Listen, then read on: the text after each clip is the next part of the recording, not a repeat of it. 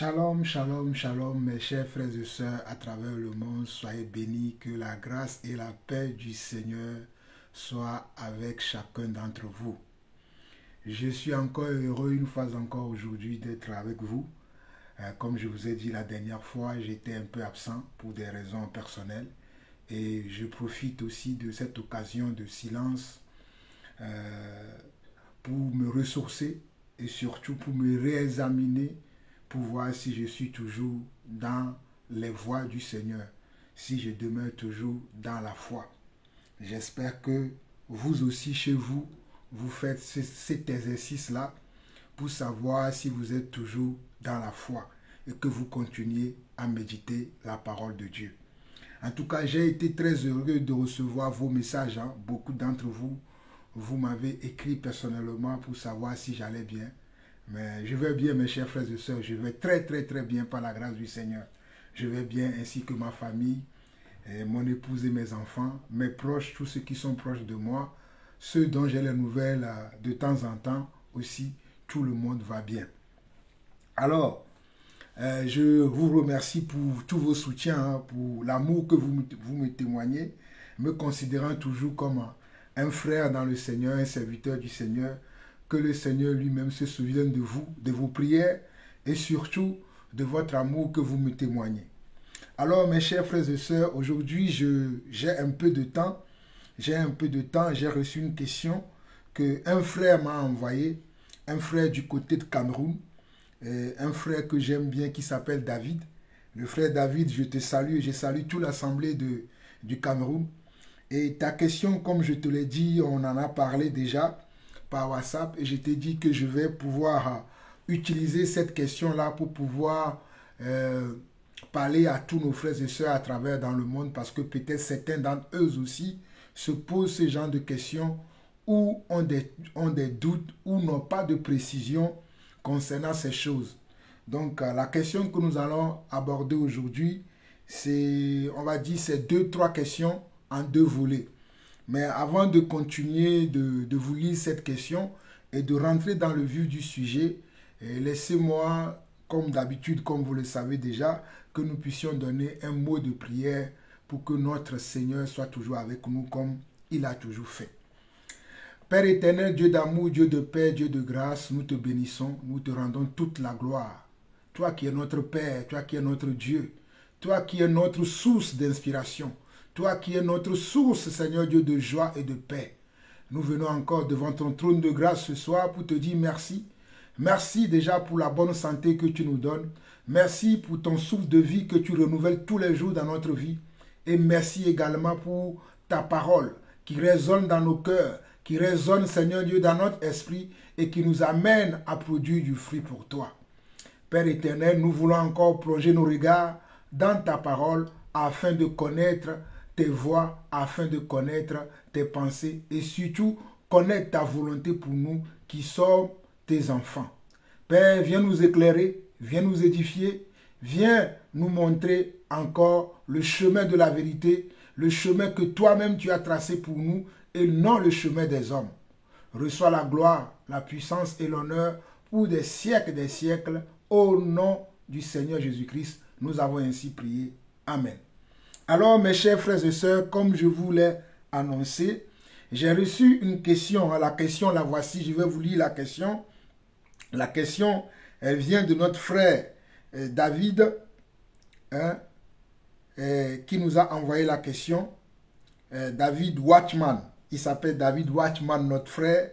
Il est du côté de Cameroun. C'est un frère qui aime beaucoup la parole. Que le Seigneur le bénisse. Alors, le frère m'a posé la question. Et voici le message que le frère m'a envoyé. Il a dit, bonjour, cher frère en Christ, j'espère que tu vas bien ainsi que les siens. Est-ce que tu peux m'aider avec les questions bibliques ci-après? Qui est le prophète dans Actes chapitre 3, les versets 22 à 23? Ça, c'est la première question. La deuxième question, que conclure de Jacques 2, le verset 24, et Éphésiens 2, le verset 8 à 10. Merci beaucoup et soyez toujours abondamment bénis protégés et gardés en Jésus-Christ. Donc la question de notre frère David, le premier volet de sa question est de savoir qui est le prophète dans Actes chapitre 3, les versets 22 au verset 23. Qui est le prophète dont Actes chapitre 3 parle dans le verset 22 et dans le verset 23. Alors, mes chers frères et sœurs, nous allons aller lire Actes chapitre 22. Nous allons aller lire Actes chapitre 22 et nous allons voir le verset 22 au verset 23. Bon, donc je suis dans Actes chapitre 22. Je vais lire la parole du Seigneur. Actes chapitre 22.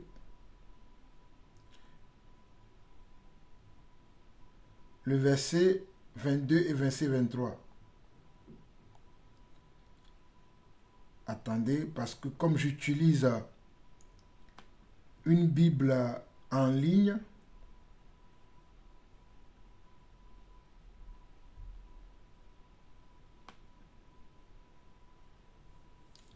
voilà, à chapitre 22, à chapitre 3, le verset 22 au verset 28. À chapitre 22, le verset, j'ai dit à chapitre 22, à chapitre 3, le verset 22 au verset 28. Je vais l'ouvrir aussi dans ma Bible. Et je crois que peut-être je vais lire dans la Bible pour aller rapidement parce que bon, avec la version en ligne, attendez, peut-être c'est moi qui a mal réglé mon chapitre 22. Ah oui, je suis par contre à chapitre 3, le verset 22 au verset 23. Donc, je vais le lire dans la parole du Seigneur. Excusez-moi pour ce temps. À chapitre 22, à chapitre 3, le verset 22 au verset 23 dit ceci. À chapitre 3, le verset 22 au verset 23 dit ceci. Alors,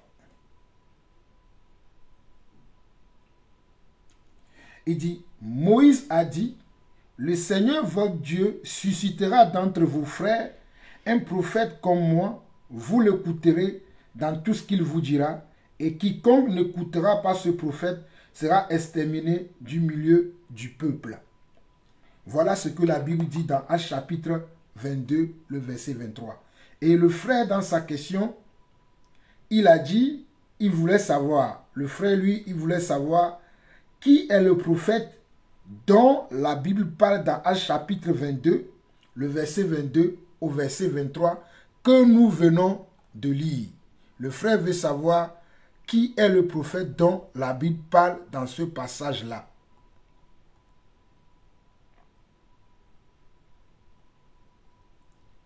Actes chapitre 3, le verset 22, je vais le lire en ligne avec la version Word Project. Là, je vais lire dans 8 secondes. On nous dit, Moïse a dit, le Seigneur votre Dieu vous suscitera d'entre vos frères un prophète comme moi. Vous l'écouterez dans tout ce qu'il vous dira. Et quiconque n'écoutera pas ce prophète sera exterminé du milieu du peuple. Le frère veut savoir de quel prophète parle-t-on ici. Mes chers frères et sœurs à travers le monde, parfois quand nous lisons la Bible, nous lisons la parole de Dieu, nous avons besoin d'aller doucement et de demander à l'Esprit de nous aider à comprendre ce que nous lisons. On n'a pas besoin d'aller rapidement, on a besoin de se poser et lire tranquillement et demander l'assistance du Saint-Esprit afin que le Saint-Esprit nous aide à comprendre la parole que nous lisons. Je vais faire cet exercice-là avec vous directement et vous allez voir que ce verset était facile à comprendre. Enfin, pour moi, c'est facile à comprendre, mais je ne sais pas si nous avons toute la connaissance. Voilà pourquoi je me suis dit, je vais partager et cet enseignement, cette question-là avec vous, cette question que le frère m'a posée. Nous sommes dans Actes chapitre 3. Pour comprendre le verset 22, nous devons aller plus loin. Nous devons aller plus loin pour pouvoir comprendre ce verset 22-là, pour voir de qui parle-t-on dans ce verset 22 de Actes chapitre 3. Si nous allons à partir du verset,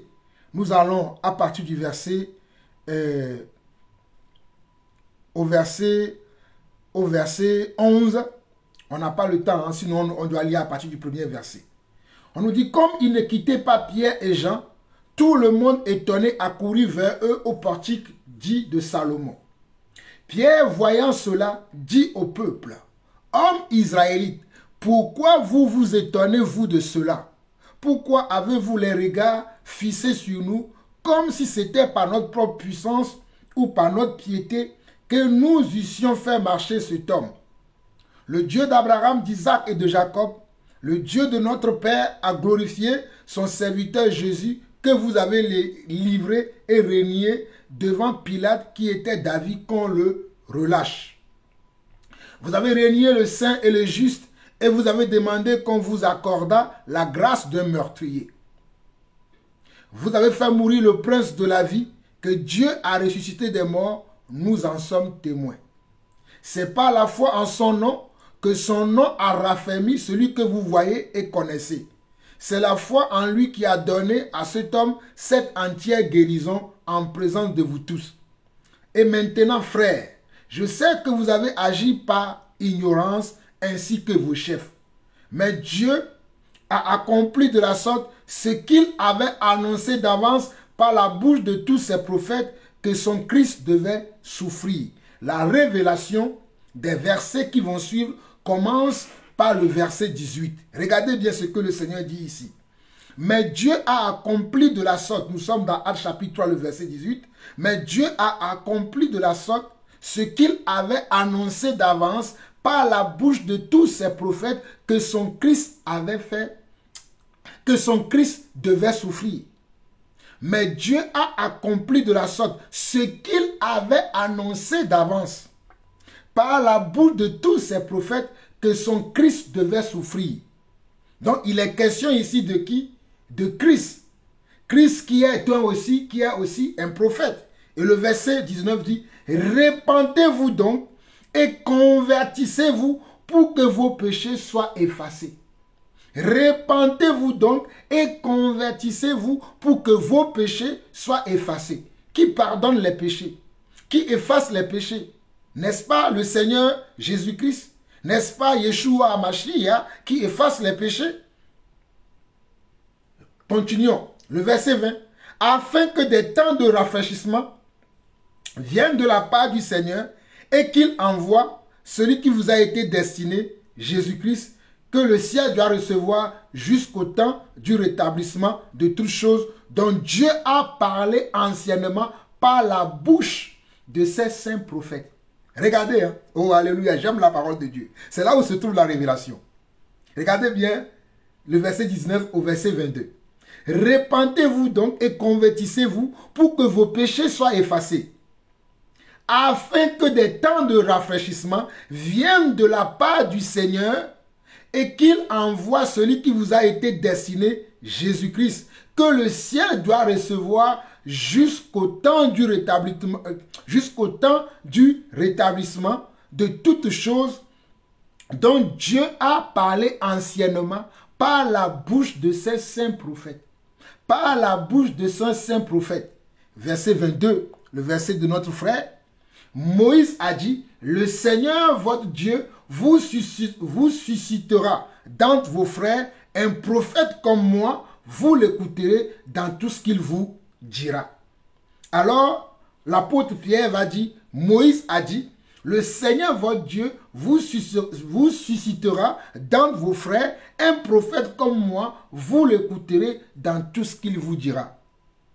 Verset 23, et quiconque n'écoutera pas ce prophète sera exterminé du milieu du peuple. N'est-ce pas, Jésus a dit, je suis le chemin, la vérité et la vie. Et nul ne peut aller au Père que à passer par moi.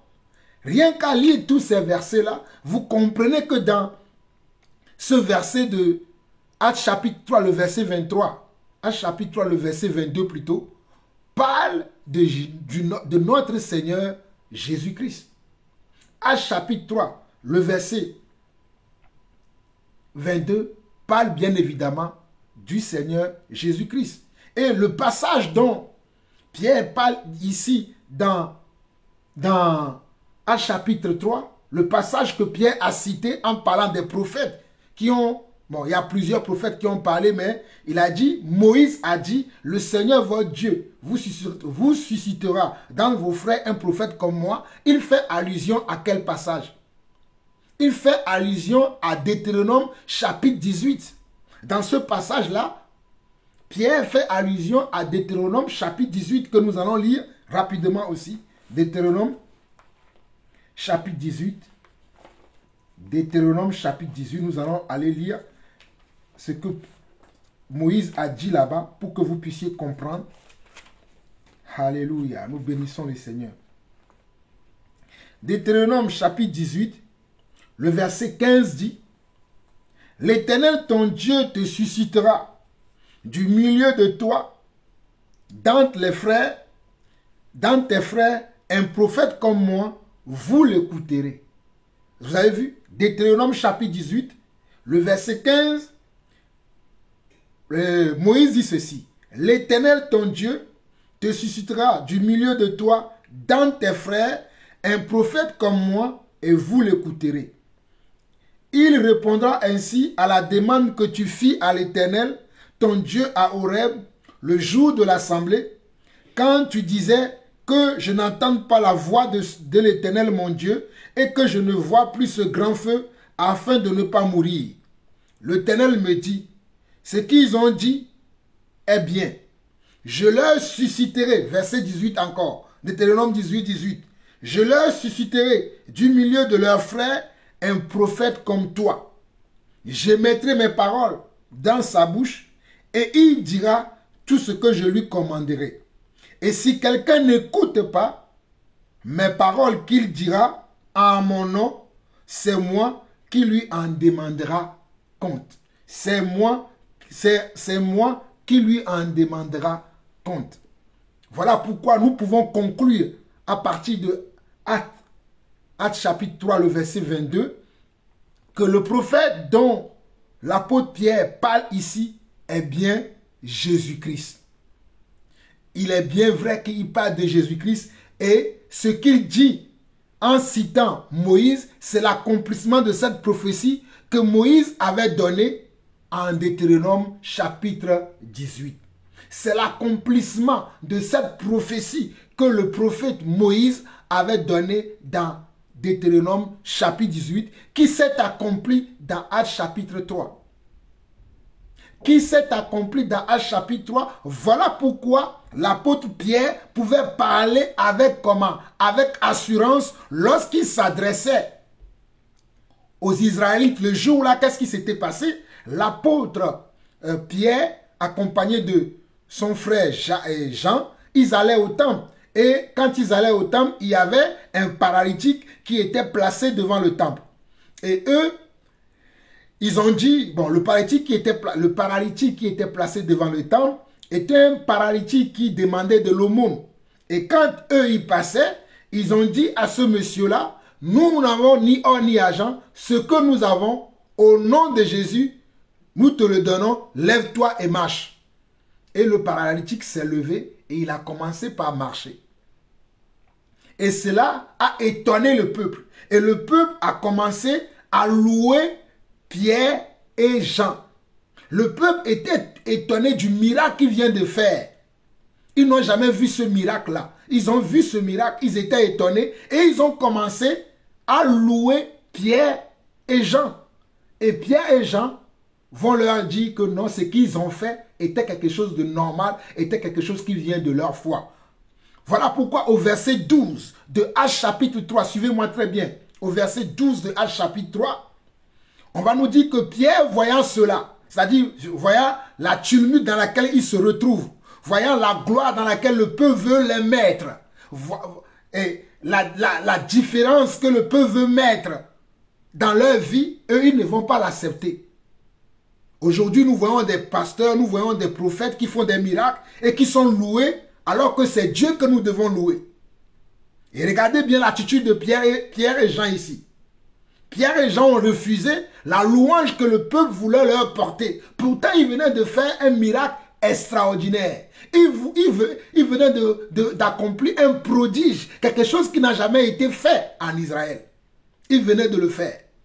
Mais qu'est-ce qu'ils vont, quel serait leur comportement? Regardez le verset 12 de Actes chapitre 3. Pierre, voyant cela, dit au peuple, « Hommes israélites, pourquoi vous étonnez-vous de cela? Pourquoi avez-vous les regards fixés sur nous comme si c'était par notre propre puissance ou par notre piété que nous eussions fait marcher cet homme? Que nous avons pu faire marcher cet homme?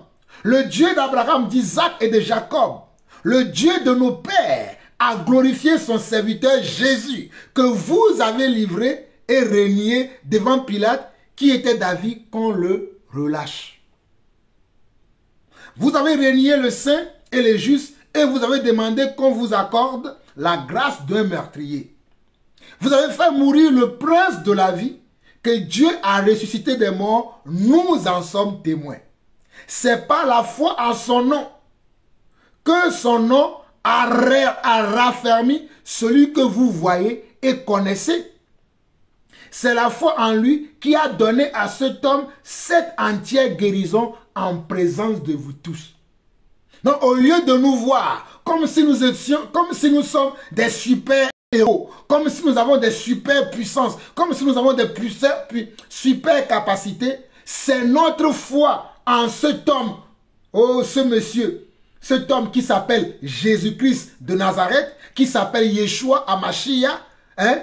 C'est par la foi en son nom que cet homme que vous connaissez, qui était un mendiant avant, qui demandait l'aumône devant ce temple-là avant, c'est pas la foi en son nom, nous qui avons foi en lui, que nous avons pu dire à cet homme, lève-toi au nom de Jésus et marche, et cela s'est produit devant vous tous. Et il continue en disant au verset 17, « Et maintenant, frères, je sais que vous avez agi par ignorance, ainsi que vos chefs. Et maintenant, mes frères, je sais que cet acte-là que vous avez posé là, vous l'avez fait par ignorance. Vous ne savez pas que cet homme que vous avez livré et que vous avez choisi un maîtrier qui est Barnabas, vous l'avez fait par ignorance. Ne connaissant pas la réelle identité de cet homme que vous avez laissé crucifier à la croix. Vous ne savez pas qui il est. Vous ne savez pas pourquoi il est venu. Mais nous le savons. Voilà pourquoi nous vous disons aujourd'hui que vous avez agi par ignorance. Et maintenant, écoutez, et maintenant frère, nous sommes dans Acte 3, le verset 17. Et maintenant frère, je sais que vous aviez agi par ignorance ainsi que vos chefs. Verset 18, mais Dieu a accompli de la sorte ce qu'il avait annoncé d'avance par la bouche de tous ses prophètes que son Christ devait souffrir. Oui, vous avez agi par ignorance, mais c'est aussi l'accomplissement de la volonté de Dieu selon les prophéties qu'il avait annoncées par ses serviteurs, les prophètes qui ont précédé Jésus. Il est bien réel et vrai que vous l'avez livré. Mais ceci est un dessein planifié d'avance par notre Dieu. Alléluia. Voilà pourquoi notre Dieu, il est le chef d'orchestre. Il est le maître des temps et des circonstances. Il sait tout. Il dit, vous avez fait cela. Mais en réalité, Dieu avait accompli, le verset 18 est bien clair, mais Dieu avait accompli de la sorte ce qu'il avait annoncé d'avance par la bouche de tous ses prophètes que son Christ devait souffrir. Dieu l'avait annoncé d'avance. Dans les Écritures, Dieu l'avait annoncé d'avance. Alléluia. Au verset 19, il va vous dire maintenant, repentez-vous donc et convertissez-vous pour que vos péchés soient effacés. Repentez-vous maintenant, parce que vous avez compris que vous avez agi par erreur. Vous avez agi comment? Par méconnaissance des choses. Mais maintenant, comme vous avez la révélation, repentez-vous maintenant, afin que vos péchés soient effacés. Verset 20, afin que des temps de rafraîchissement viennent de la part du Seigneur et qu'il envoie celui qui vous a été destiné, Jésus-Christ. Il n'est plus là, il est parti. Mais il va vous l'envoyer, il va venir habiter en vous comme esprit. Voilà pourquoi il dit que le ciel doit recevoir jusqu'au temps du rétablissement de toutes choses dont Dieu a parlé anciennement par la bouche de tous ses saints prophètes. Par la bouche de qui? De tous ces saints prophètes. Moïse a dit, le Seigneur votre Dieu vous suscitera d'entre vos frères un prophète comme moi, vous l'écouterez dans tout ce qu'il vous dira. Il dit bien, Moïse a dit, le Seigneur votre Dieu vous suscitera d'entre vos frères un prophète comme moi, vous l'écouterez dans tout ce qu'il vous dira. Et quiconque n'écoutera pas ce prophète sera exterminé du milieu du peuple. Alors la question de mon frère David, qui est ce prophète dont on parle ici? Ben, ce prophète n'est que Yeshua HaMashiach. Ce prophète dont Acte 3, le verset 22 parle, n'est que Jésus-Christ de Nazareth, n'est que celui qui a dit, je suis le chemin, la vérité et la vie. Voilà pourquoi dans le livre de Jean, vous allez voir Jésus lui-même lorsqu'il était encore sur terre et qu'il accomplissait son ministère terrestre, il va dire que il va parler de sa nature, de ce qu'il est venu faire. Il va le dire dans plusieurs passages dans le livre de Jean. Et d'ailleurs, quand il est ressuscité, il va encore dire, il va encore montrer à ses disciples que c'est de lui que tous les prophètes ont parlé dans la loi de Moïse, dans la loi de Moïse, dans les psaumes et même les prophètes qui lui ont succédé ont parlé de lui, ont témoigné de lui, et que tout l'ancienne alliance était un témoignage de la personne qu'il est. Je dis bien que l'ancienne alliance, la Torah et les prophètes étaient un témoignage de la personne de Jésus-Christ. Lui-même, il a dit dans Luc chapitre 24. Allons lire rapidement Luc chapitre 24, du verset 44, au verset, Luc chapitre 24, verset 44 au verset 53, je crois. On va le lire, comme ça vous allez bien comprendre. Luc chapitre 24. Voilà. Là, c'est lorsque Jésus est ressuscité. On n'a pas le temps, vous pouvez lire à partir du premier verset, vous qui êtes à la maison. Et les disciples d'Emmaüs ne l'ont pas reconnu, n'ont pas reconnu que c'est lui, leur Seigneur, qui suivait. Mais au moment donné, le Seigneur va se révéler à eux et il va confirmer son identité en leur disant la personne qu'il est. Et voilà pourquoi au verset 44, il va dire, puis il leur dit, c'est là ce que je vous disais lorsque j'étais encore avec vous, qu'il fallait que s'accomplisse tout ce qui était écrit de moi dans la loi de Moïse, dans les prophètes et dans les psaumes. Jésus va leur révéler son identité en leur disant, puis il leur dit, c'est là ce que je vous disais lorsque j'étais encore avec vous, qu'il fallait que s'accomplisse tout ce qui était écrit de moi, qu'il fallait que cela soit accompli. Jésus va dire, c'est là ce que je vous disais lorsque j'étais encore avec vous, qu'il fallait que s'accomplisse tout ce qui était écrit de moi dans la loi de Moïse, dans les prophètes et dans les psaumes. Donc dans la loi de Moïse parle de qui? Il parle de notre Seigneur Jésus-Christ. Les psaumes parlent de qui? Les psaumes parlent de notre Seigneur Jésus-Christ. Les prophètes parlaient de qui? Ils parlaient de notre Seigneur Jésus-Christ. Alléluia. Alors, au verset 45, on nous dit, alors, il leur ouvrit l'esprit afin qu'ils comprennent les Écritures. Je prie que le Seigneur notre Dieu ouvre l'esprit de quelqu'un aujourd'hui afin que la personne puisse commencer à comprendre les Écritures. Afin que la personne commence à comprendre les Écritures. Au verset 46, on nous dit, il leur dit, ainsi il est écrit que le Christ souffrirait et qu'il ressusciterait des morts le troisième jour. Ainsi il est écrit. Cela veut dire ainsi cela avait été annoncé. Alléluia. Et que la repentance et le pardon des péchés seraient prêchés en son nom à toutes les nations, à commencer par Jérusalem, vous êtes témoins de ces choses. Vous êtes témoins de ces choses. Voilà pourquoi dans Actes chapitre 3, Pierre a dit qu'eux, ils étaient témoins de ces choses. Et voici, j'enverrai sur vous ce que mon Père a promis, mais vous, restez dans la ville jusqu'à ce que vous soyez revêtus de la puissance d'en haut. La puissance d'en haut qui est descendue sur les apôtres. Voilà pourquoi les apôtres ont commencé à manifester les mêmes puissances, les mêmes faits et gestes qui étaient dans le Seigneur, le Messie, qui est notre salut. Au verset 50, il les conduisit jusqu'au vers Béthanie et ayant levé les mains, il les bénit. Pendant qu'il les bénissait, il se sépara d'eux et il fut enlevé au ciel. Vous voyez? Donc, c'est une prophétie, mais qui est accomplie. Et cette prophétie qui est accomplie parle de Jésus. Voilà pourquoi Jésus lui-même, comme je vous disais tout à l'heure, dans tout le livre de Jean, quand vous lisez l'évangile de Jean, Jésus va dire qu'il est question de moi, ou bien Jésus lui-même, il va parler de ce qu'il va faire. Il va dire que moi et le Père, nous sommes un. Il va dire que quiconque croit en lui ne viendra pas en jugement.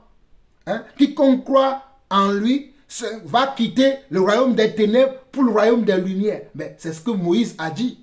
Que le Seigneur, votre Dieu, suscitera du milieu de vos frères un prophète comme moi. Vous l'écouterez. Et celui qui ne l'écoutera pas sera retranché du milieu de vous. Donc, sera retranché veut dire celui qui n'aura pas foi en lui ne sera pas sauvé. Voilà pourquoi dans Jean 3,16, il est dit, Dieu a tant aimé le monde qu'il a envoyé son Fils unique afin que quiconque croit en lui ne périsse point, mais qu'il ait la vie éternelle. C'est toujours l'accomplissement de cette parole que Moïse a prononcée dans Deutéronome chapitre 18, le verset 15 au verset 18, ou bien si vous voulez bien retenir Deutéronome 18, verset 18. Donc c'est Deutéronome 18, verset 18, qui s'est accompli dans Actes chapitre 3, le verset 22. Alléluia. Donc il est question de notre prophète. Et le prophète là dont il est question, c'est Jésus-Christ. C'est lui le meilleur des prophètes. C'est lui que nous devons écouter. C'est lui dont Moïse a parlé dans les lois. Dans la loi de Moïse. C'est de lui que les prophètes ont parlé. Les prophètes qui ont succédé à Moïse. C'est de lui que ces prophètes-là ont parlé. Après, c'est de lui que les psaumes de David aussi parlent. Donc c'est lui qui est la lumière véritable. Et c'est à lui que nous devons nous attacher. J'espère que cette question-là vous a éclairé vous aussi. C'est la question de notre frère David. Mais quand je lisais la question, le Seigneur a mis dans mon cœur que je puisse partager cette question-là avec toute l'église. Parce qu'il y a beaucoup qui peuvent avoir des doutes au sujet de ce prophète dont on parle là-bas. Et ce prophète dont on parle dans Actes chapitre 3 n'est que notre Seigneur Yeshua HaMashiach. Nous allons voir le deuxième volet de sa question et nous allons nous arrêter. Alors le deuxième volet de la question de notre frère est ceci. Il a dit, que conclut de Jacques 2, le verset 24 et Éphésiens 2, le verset 8 à 10. Que conclure de Jacques 2, le verset 24 et Éphésiens 2, le verset 8 à 10. Alors nous allons aller lire Jacques chapitre 2 rapidement. Jacques chapitre 2, le verset 24. Jacques chapitre 2, le verset 24.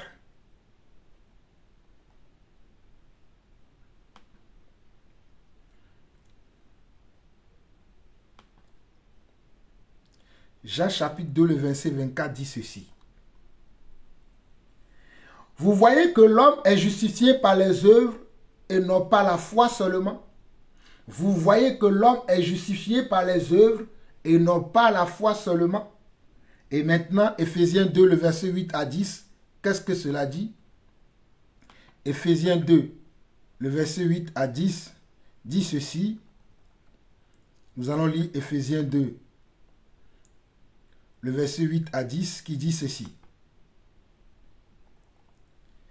Car c'est par la foi que vous êtes sauvés, par le moyen de la foi, et cela ne vient pas de vous, c'est le don de Dieu. Ce n'est point par les œuvres, afin que personne ne se glorifie.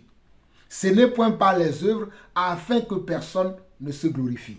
Mes chers frères et sœurs, beaucoup ont tendance à se glorifier. Comme si le salut venait d'eux-mêmes. Alors que le salut vient par la foi. Car on nous dit, car quiconque croira et qui sera baptisé sera sauvé. Avant de croire, il faut avoir la foi. Il faut croire à un message. Et c'est ce message-là qui t'apporte le salut. Donc, nous ne pouvons pas croire que le salut est une œuvre qui vient de nous-mêmes. Mais c'est une œuvre qui vient de Dieu, car c'est Dieu qui produit en nous le vouloir et le faire, dira un autre passage de la Bible. Alors ici, dans Éphésiens 2, le verset 8 à 10, on nous dit, car c'est par la grâce que vous êtes sauvés, par le moyen de la foi. Car c'est par la grâce que vous êtes sauvés, veut dire, vous n'avez pas fait quelque chose, de matériel pour pouvoir être sauvé. Mais vous avez cru à un message. Vous avez cru à celui qui sauve. C'est pour ça qu'on dit que c'est par grâce. Vous n'avez rien fait. Vous n'avez pas payé un tribut. Vous n'avez rien payé. Vous n'avez rien fait pour obtenir ce salut-là. Et on continue. Et cela ne vient pas de vous. C'est le don de Dieu. Ce n'est point par les œuvres afin que personne ne se glorifie. Cela ne vient, on dit, et cela ne vient pas de vous. C'est un don de Dieu. Cela veut dire que cela ne vient pas de notre propre capacité. Mais c'est Dieu qui produit en nous ce vouloir et ce faire-là. La Bible, elle est bien claire que c'est Dieu qui produit en nous le vouloir et le faire, afin que personne ne se glorifie. C'est Dieu qui produit en nous le vouloir et le faire. Donc, le frère disait, qu'est-ce que nous pouvons conclure de ces deux passages, c'est-à-dire de Éphésiens 2, le verset 8 au verset 10, et de Jacques 2, le verset 24. Il est bien vrai que si on n'est pas vraiment mature dans la foi, on va penser que ces versets se contredisent. Mais ces versets ne se contredisent pas. Ces deux versets se complètent. Alors, comment ils se complètent? Tu ne peux pas dire que tu crois en Dieu sans produire des œuvres. Tu ne peux pas dire que tu crois en Dieu sans produire des œuvres de ta foi. C'est impossible. D'ailleurs, ce n'est pas les œuvres de notre foi que les gens peuvent voir ou bien peuvent sentir la foi qui est en nous. Je reviens dans Jacques chapitre 2 pour que vous puissiez comprendre. Hein? Tu ne peux pas dire que tu as la foi en Dieu sans avoir des œuvres. C'est les œuvres que tu as qui démontrent la foi que tu as à l'intérieur de toi. Parce que la foi est une œuvre comment? Invisible. On ne voit pas la foi. La foi est matérialisée par les œuvres, les actions que nous menons tous les jours. Je répète encore cette phrase. La foi est matérialisée par les œuvres, les actions que nous faisons tous les jours. Donc tu ne peux pas dire que tu as la foi sans avoir des œuvres. Mais maintenant, ce que tu ne dois pas oublier, les œuvres que tu fais, ou bien que tu mets en action tous les jours, qui sont visibles, ne viennent pas de ta propre force, pour que tu te glorifies comme si c'est toi qui le faisais. Voilà pourquoi dans Éphésiens 2, le verset 8, on va dire que, je vais lire ça rapidement, Éphésiens 2, parce qu'il est très important que nous puissions comprendre ces choses qui sont très simples à comprendre, mais parfois nous ne les comprenons pas et nous nous comportons comme si nous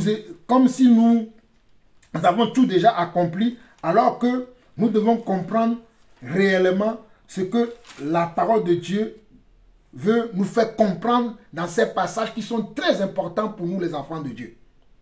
Car c'est par grâce que vous êtes sauvés, par le moyen de la foi. Car c'est par grâce que vous êtes sauvés, par le moyen de la foi, et cela ne vient pas de vous, car c'est un don de Dieu. Ce n'est point par les œuvres, afin que personne ne se glorifie.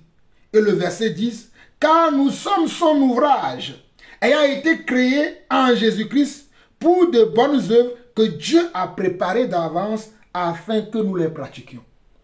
Donc celui qui croit en Dieu, celui qui met sa foi en Dieu, rentre dans un processus que Dieu lui-même a établi afin que cette dernière puisse poser certains actes, puisse poser certains comportements, puisse avoir un style de vie.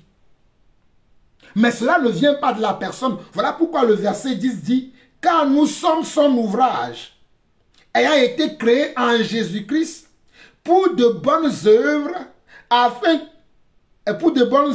que Dieu a préparées d'avance afin que nous les pratiquions.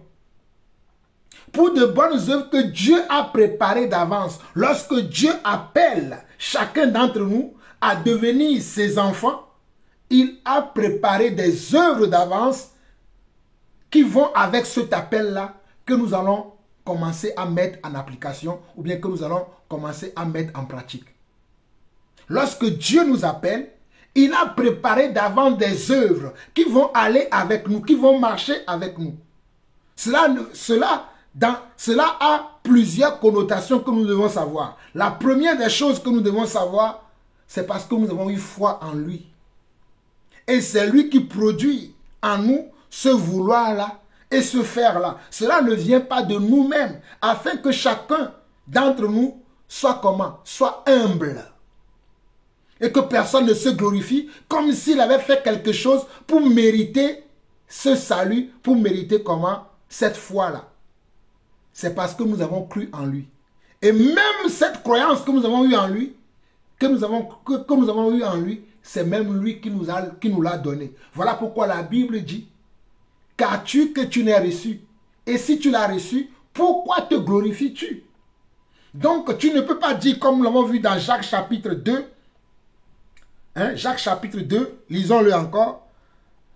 Jacques chapitre 2, le verset 24 qui dit, voyez-vous que l'homme est justifié par les œuvres et non par la foi seulement. Pourquoi j'insiste sur ce passage-là? Aujourd'hui, il y a des gens qui vont dire que comme Dieu a préparé des œuvres d'avance afin que nous les pratiquions, que les œuvres ne sont pas importantes. Qu'une fois que tu crois au Seigneur et que tu as confessé ta foi au Seigneur, c'est bon, tu es sauvé. Il est bien vrai qu'une fois que nous avons confessé notre foi, notre engagement envers le Seigneur, que nous voulons marcher avec lui, nous sommes sauvés. Mais il faut que nous ayons des comportements qui vont avec. Il faut que nous ayons des actions qui vont avec. Parce que Jacques nous l'explique bien ici. Car si nous commençons à partir du premier verset de Jacques chapitre 2, avant que Jacques ne puisse dire au verset 24, avant que Jacques ne puisse dire au verset 24 que voyez-vous que l'homme n'est pas simplement justifié que par la foi, mais il est aussi justifié par les œuvres. Voilà pourquoi Jacques va dire au premier verset de Jacques, il va dire, mes frères, que votre foi en notre Seigneur Jésus-Christ soit exempte de toute acception de personne. Regardez bien, que notre, oh, alléluia, mes frères, que votre foi en notre Seigneur Jésus-Christ soit exempte de toute acception de personne. Supposez en effet qu'il entre dans votre assemblée un homme avec un anneau d'or et un habit magnifique et qu'il y entre aussi un pauvre misérablement vêtu. Si tournant vos regards vers celui qui porte l'habit magnifique, vous lui dites, toi, assis-toi à cette place d'honneur, et si vous dites au pauvre, toi, tiens-toi là debout, ou bien assis-toi en dessous de mon marchepied, ne faites-vous pas en vous-même une distinction et ne jugez-vous pas sous l'inspiration de pensées mauvaises? Regardez, et ne jugez-vous pas sous l'inspiration de pensées mauvaises? Écoutez mes frères bien-aimés, Dieu n'a-t-il pas choisi les pauvres aux yeux du monde pour qu'ils soient riches en la foi et héritiers du monde qu'il a promis à ceux qu'il aime? Et vous qui avilissez le pauvre, ne sont-ce pas les riches qui vous oppriment et qui vous traînent devant les tribunaux? Ne sont-ce pas eux qui outragent le beau nom que vous portez? Si vous accomplissez la loi royale, selon l'Écriture, tu aimeras ton prochain comme toi-même, vous faites bien. Mais si vous faites acception de personne, vous commettez un péché, vous êtes condamnés par la loi comme des transgresseurs. Car quiconque observe toute la loi, mais pêche contre un seul commandement, devient coupable de tous. En effet, celui qui a dit, tu ne commettras point d'adultère, a aussi dit, tu ne tueras point. Or, si tu ne commets point d'adultère, mais que tu commets un meurtre, tu deviens transgresseur de la loi. Parlez et agissez comme devant être jugé par une loi de liberté. Car le jugement est sans miséricorde pour qui n'a pas fait miséricorde. La miséricorde triomphe du jugement. Mes frères, que sert-il à quelqu'un de dire qu'il a la foi s'il n'a pas les œuvres? Écoutez bien le verset 14. Mes frères, que sert-il à quelqu'un de dire qu'il a la foi s'il n'a pas les œuvres? La foi peut-elle le sauver? S'il n'a pas les œuvres qui doivent aller avec la foi et les œuvres marchent ensemble. Tu ne peux pas dire que tu as la foi sans les œuvres. Et tu ne peux pas dire que tu as les œuvres non plus sans la foi. C'est la foi et les œuvres qui marchent ensemble. D'ailleurs, ce sont les œuvres qui vont montrer la foi que tu as.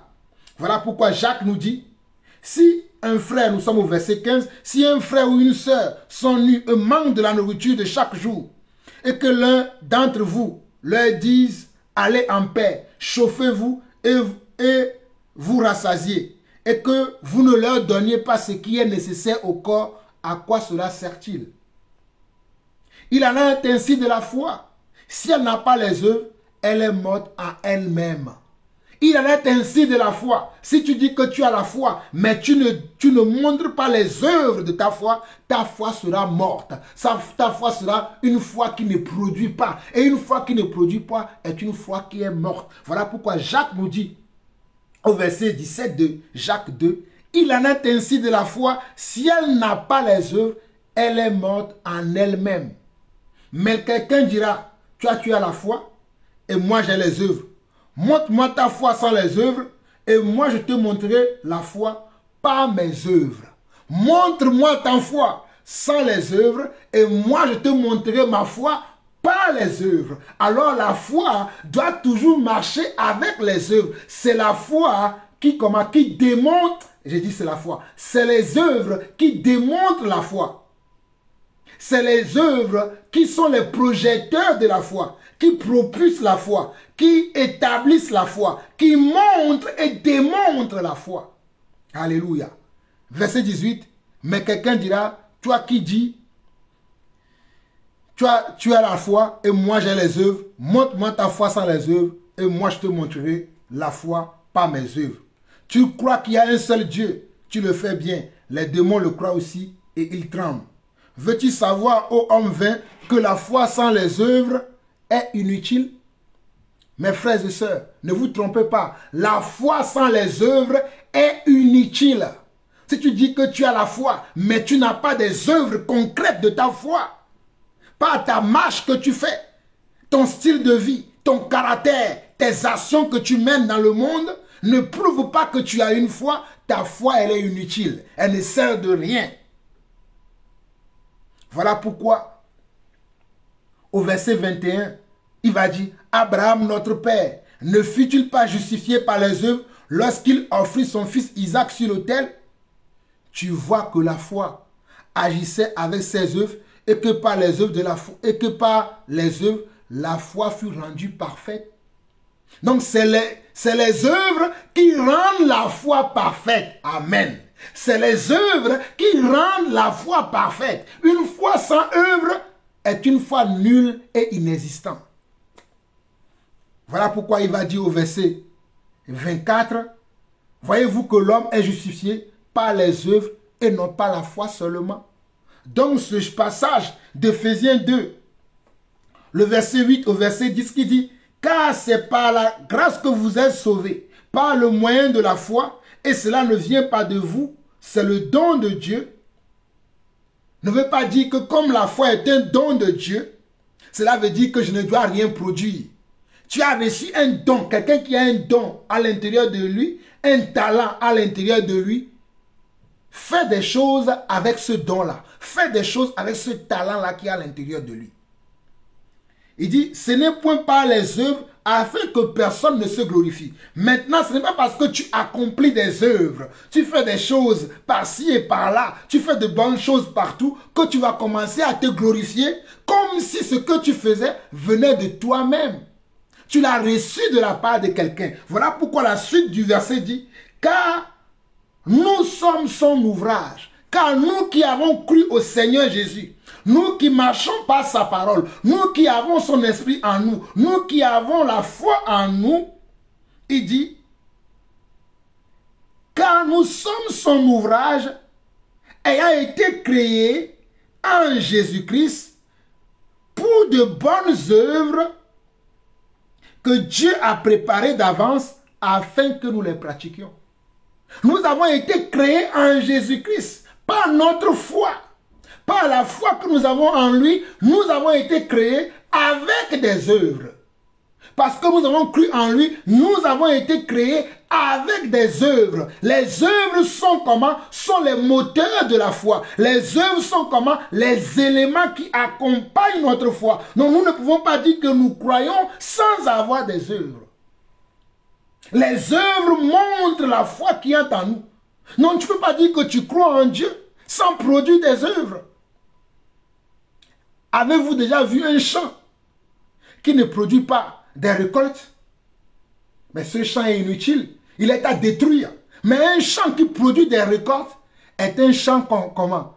Est un champ que le propriétaire en prend soin.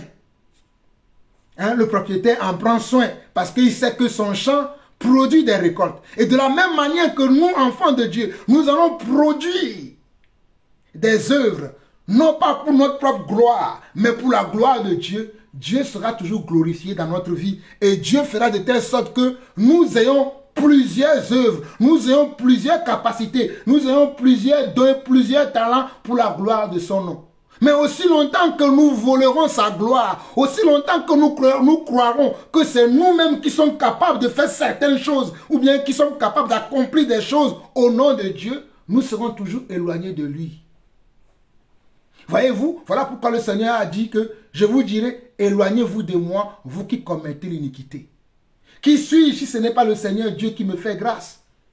Qui suis-je si ce n'est pas le Seigneur Dieu qui m'accorde un don excellent? Voilà pourquoi la Bible dit dans le livre de Jacques, Jacques encore, chapitre 1 je crois, oui c'est ça, que tout don excellent et toute grâce excellente descendent d'en haut du Père des Lumières. Et le Père des Lumières, c'est qui? C'est notre Dieu encore. Et voilà pourquoi dans 1 Corinthiens chapitre 4, je crois, 1 Corinthiens chapitre 4, si mes souvenirs sont bons, ou plutôt 1 Corinthiens chapitre... Attends, 1 Corinthiens chapitre 4, c'est ça, je crois. Hein, 1 Corinthiens chapitre 4, le verset 7 qui dit, voilà, 1 Corinthiens chapitre 4 dit, car qui est-ce qui te distingue? Qu'as-tu que tu n'aies reçu? Et si tu l'as reçu, pourquoi te glorifies-tu comme si tu ne l'avais pas reçu? Alors pourquoi te glorifies-tu? Pourquoi nous nous glorifions? Alors la conclusion de ces deux passages de Jacques 2, le verset 24, et Éphésiens 2, le verset 8 à 10, ce sont des versets qui se complètent, afin de nous montrer à nous les enfants de Dieu que nous devons être comment? Que nous devons être mesurés dans notre comportement. Que nous ne devons pas avoir des écarts d'âme. Que nous ne devons pas avoir des écarts de comportement aujourd'hui comme nous voyons les gens dans l'église aujourd'hui qui dit une fois sauvé, sauvé pour toujours. Ils continuent de vivre dans le péché. Ils continuent de vivre dans les désordres sans avoir les œuvres qui doivent accompagner la foi qu'ils ont. Ou bien, s'ils ont des œuvres, ce ne sont pas les œuvres dignes des enfants de Dieu. Ce ne sont pas les œuvres justes. Ce ne sont pas les œuvres pures et honorables. Plutôt, ce sont des œuvres qui font que les gens se disent, ceux-là aussi sont des enfants de Dieu. Dieu a préparé d'avance des œuvres justes, dignes des enfants de Dieu que nous devons produire. Ce ne sont pas des œuvres que quand les gens entendent, ils se disent, mais celui-là aussi se dit qu'il est enfant de Dieu avec ce qu'il fait là. Celui-là aussi se dit qu'il est enfant de Dieu avec son comportement là. Mais non, mais ton comportement, tes actions, tout ce que tu fais doit glorifier le Seigneur. Tout ce que tu produis comme œuvre doit être à la gloire de Dieu et non à ta propre gloire. Qui est Jean-Paul Lawson si ce n'est pas le Seigneur Dieu qui m'a fait grâce de connaître tout ce que je partage avec vous là? Qui suis-je si ce n'est pas le don de Dieu à l'intérieur de moi qui enseigne? Ce n'est pas moi qui enseigne, c'est le don de Dieu à l'intérieur de moi qui enseigne. C'est Jésus-Christ à l'intérieur de moi qui révèle ces connaissances que j'ai. Moi-même, je ne sais rien.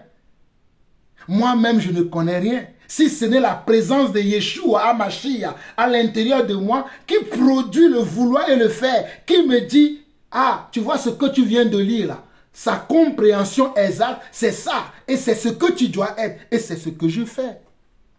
Bien-aimés chers frères et sœurs à travers le monde, faisons attention au message que nous écoutons aujourd'hui. La foi sans les œuvres est une foi inutile. Maintenant, si tu as des œuvres, ne te glorifie pas.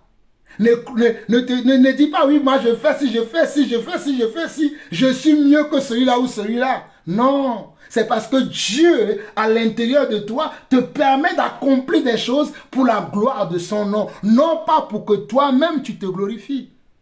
Non pas pour que toi-même tu te dis que tu es déjà arrivé. C'est lui qui produit le vouloir et le faire en nous. La parole de Dieu le dit. C'est lui qui produit le vouloir et le faire en nous. Le vouloir et le faire ne vient pas de toi-même. C'est lui qui produit le vouloir et le faire en nous. C'est lui qui produit le vouloir et le faire en nous. Donc, mes chers frères et sœurs, je crois que nous devons nous arrêter là.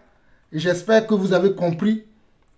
Vous avez compris ce message que je voulais partager avec vous au travers de la question de notre frère. Donc, la foi sans les œuvres est une foi stérile. Nous devons produire des œuvres avec notre foi, non pas dans le but de nous enorgueillir comme si nous étions quelque chose, comme si cela venait de nous-mêmes. Mais c'est à cause de la foi que nous avons. Et notre foi que nous avons, cette foi-là nous connecte à notre Père, qui est le Seigneur Yeshua HaMashiach. Cette foi nous connecte à lui. Cette foi nous lie avec lui. Et cela ne peut jaillir que dans notre comportement. Cela ne peut jaillir que dans nos faits et gestes. Cela ne peut jaillir que dans notre attitude. Cela ne peut jaillir que dans ce que nous faisons pour la gloire de son nom. Aucunement nous devons prendre la gloire là pour faire comme si nous étions quelque chose. Amen. C'est pour ça que je voulais vous faire comprendre que c'est lui qui produit également le vouloir et le faire dans notre vie. Voilà pourquoi, si nous lisons Philippiens chapitre 2, verset 13, la Bible dit car c'est Dieu qui produit en vous le vouloir et le faire selon son bon plaisir. C'est lui qui produit en vous le vouloir et le faire selon son bon plaisir. C'est lui qui produit en vous le vouloir et le faire selon son bon plaisir. Ne pensez pas que c'est vous-même qui produit ce que vous produisez. Mais c'est Dieu qui met ça en vous, afin que vous soyez toujours humble. Afin que vous soyez toujours humble. Donc si vous voyez des enfants de Dieu aujourd'hui, orgueilleux, emportés, très soucieux de croire comme s'ils étaient quelque chose, éloignez-vous de ces personnes-là. Ils n'ont pas connu le vrai Seigneur Yeshua HaMashiach. Mais si vous voyez quelqu'un d'humble, qui glorifie le Seigneur toujours, par tout ce qu'il fait, par tout ce qu'il possède, il met tout pour glorifier son Dieu, celui-là est un véritable enfant de Dieu. Alors mes chers frères et sœurs, j'aurais voulu continuer encore, mais je vais m'arrêter là. Car ça fait 1 heure que je parle. C'est vrai qu'il y a encore beaucoup de choses à expliquer. Mais je crois que ceux qui ont l'intelligence renouvelée dans notre Seigneur Jésus-Christ ont compris déjà la profondeur de la pensée que j'ai amenée, la profondeur de la réponse que j'ai amenée à notre frère David, qui est au Cameroun, avec tous les frères qui sont là-bas, avec la précision que je leur ai apportée. Ils vont pouvoir comprendre maintenant comment ils vont expérimenter la foi qu'ils ont en eux, avec les œuvres qui doivent l'accompagner, et qu'ils ont compris aussi que le Seigneur Jésus-Christ, le Seigneur Yeshua HaMashiach, c'est lui le prophète dont la Bible parle dans Actes 2, Actes chapitre 3, le verset 22, comme nous l'avons vu aujourd'hui. En tout cas, soyez bénis. Je vous aime. Aujourd'hui, le Seigneur m'a permis, j'ai un peu de temps et je me suis dit, je vais répondre à cette question. Même si j'ai déjà parlé avec le frère en détail, je me suis dit que je vais apporter cette question devant toute l'Église afin que toute l'Église puisse en profiter. Soyez bénis, je vous aime bien, comme vous aussi vous m'aimez. Que la paix du Seigneur, le shalom de Dieu soit toujours avec chacun d'entre vous. Je vous aime, à très bientôt si le Seigneur nous accorde encore un petit moment comme ça. Soyez bénis, shalom, shalom et shalom.